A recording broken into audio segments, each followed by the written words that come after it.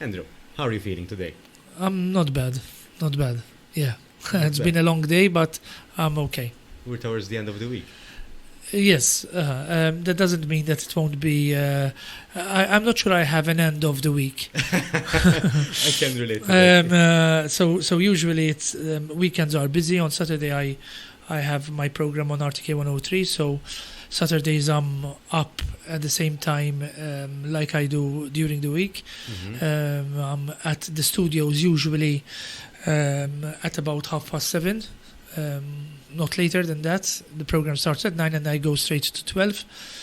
Then it's obviously closing down and sort of organizing the last bits and pieces. And then by Saturday afternoon, I'm completely out. But and then Saturday and then Sundays, usually I spend, especially in the afternoons, preparing lectures, preparing for any talks that I have, preparing for any meeting. So I use Sunday afternoon to get myself organized for the week. So it's usually like Saturday afternoon and Sunday morning are my weekend.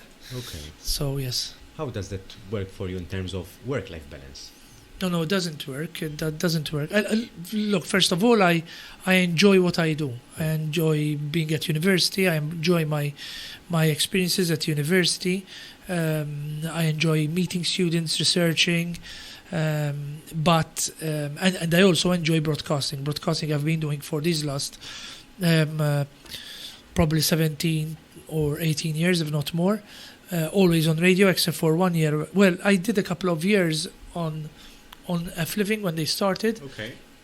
It was a one-to-one program called FEMA. Then I did a year of Andition 8 on TVM in 2013. But cutting across, I've been right through broadcasting practically every Saturday for these last must be 16 or 17 years It's like a worth of marathon. it is a marathon. I'm probably my radio show is probably my current affairs program is probably the longest standing current affairs program. Sharabank was had taken it was overtaken me Yeah. for a couple of years, but now that Sharabank has been stopped, I am probably the oldest running current affairs program on radio for sure. That's for sure. On other medium, on other broad platforms, I'm probably I can't think of another program that has been running for so long. Mhm. And radio has always been a passion. The mic has always been a passion. I have always been extremely terrified before every show.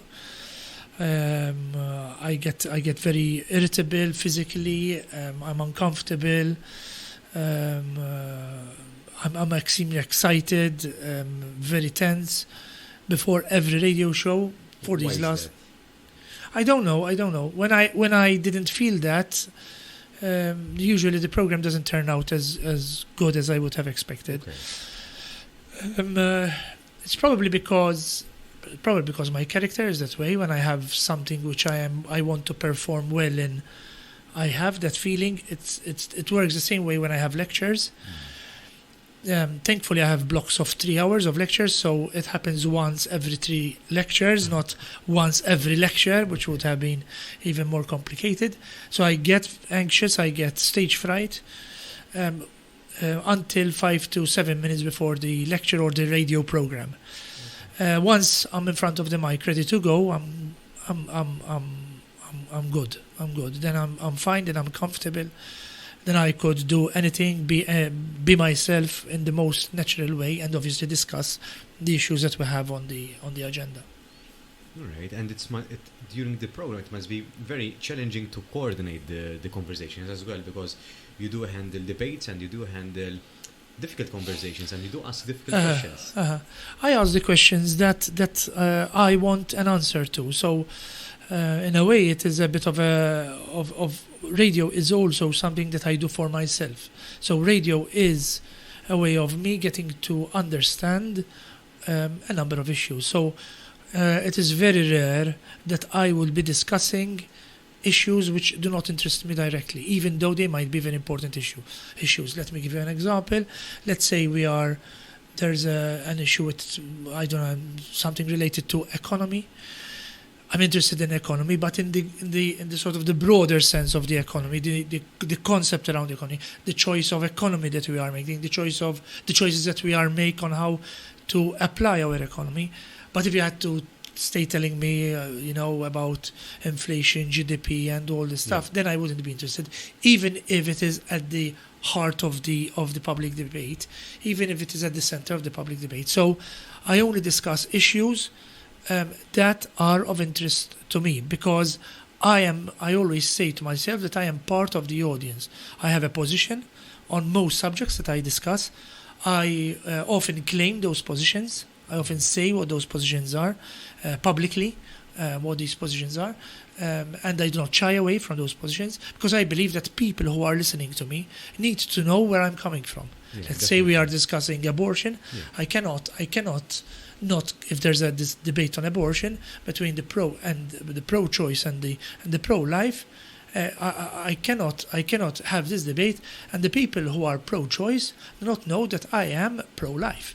I think that would be extremely unfair for the guest and extremely unfair for those who listen to me. Having said that, a lot of broadcasters say that they should be impartial.